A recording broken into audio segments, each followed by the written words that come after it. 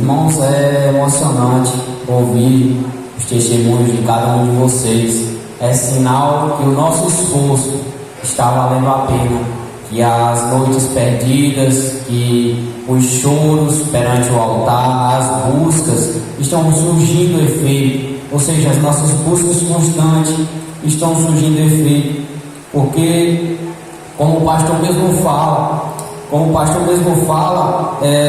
vocês chegaram e pegaram a opressão de cada um de vocês, e diferente de Lucas, de Galego, de mim, do pastor, eu peguei a minha opressão e nós pegamos o famoso arranca-toco, porque já era difícil lidar contra nós e nós ainda pegamos pessoas que não estavam preparadas espiritualmente, só tinha o pastor, e com isso era muita opressão. E muitas das vezes, como cada um de vocês, eu pensei em parar, eu pensei em desistir, eu pensei em jogar tudo pro alto e fugir, sair, porque era a solução mais fácil.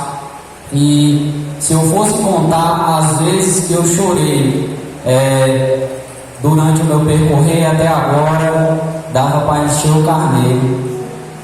Era choro, não era brincadeira não. Jeremias perdia feio. Irmãos, era muita opressão. Eu tinha uma opressão tão grande que no dia de eu me batizar, o demônio me possuiu na beirada do riacho, na beirada do carneiro. Eu me manifestei. Era tanta opressão maligna para que eu não viesse exercer o chamado na minha vida, que quando o pastor ia me batizar, eu me manifestei. Quando eu subia para cima dos montes, eu me manifestava. O demônio ele tentava me pegar a todo momento, mas isso antes de ser batizado, ele me pegava, ele tentava, fazia de tudo. No dia que era para eu me batizar, eu fiquei em casa e disse: olha, eu não vou me batizar não, vou desligar o celular e eu não vou me batizar. Na hora que eu ia desligar o celular, o pastor liga para mim: ei, estamos esperando você aqui, desça, pode vir ligeiro. Eu disse: não vai ter jeito não, vou ter que me batizar. E me batizei, irmãos.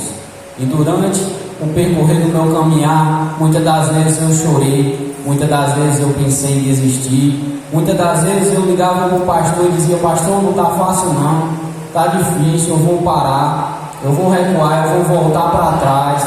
E o pastor a todo momento me incentivando, me ajudando, me orientando, trazendo palavras de apoio. Olha a importância de termos um pastor, irmãos.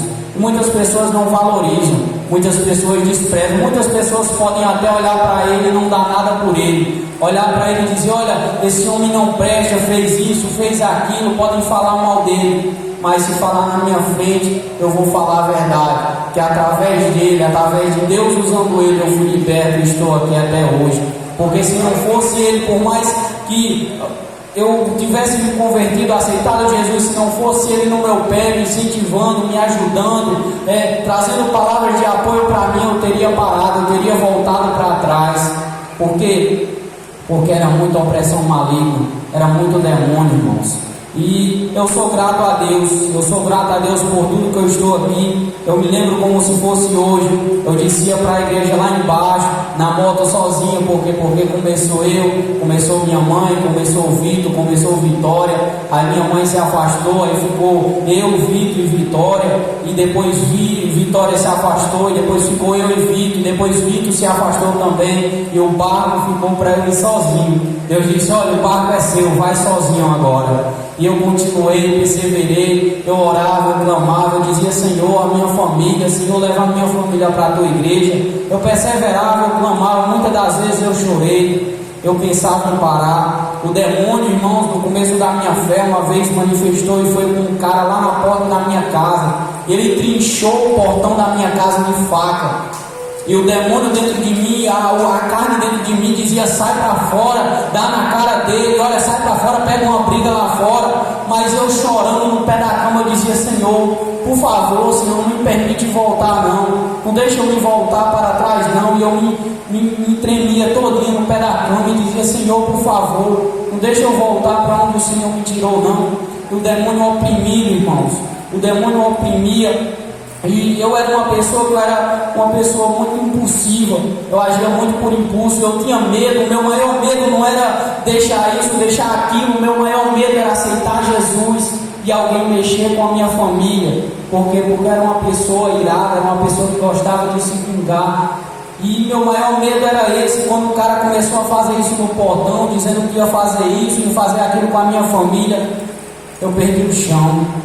Eu disse: Senhor, por favor, não me permite voltar não, não me deixa voltar para onde o Senhor me tirou, não me deixa voltar não. Eu liguei para o pastor e disse: pastor, eu vou parar, eu vou desistir.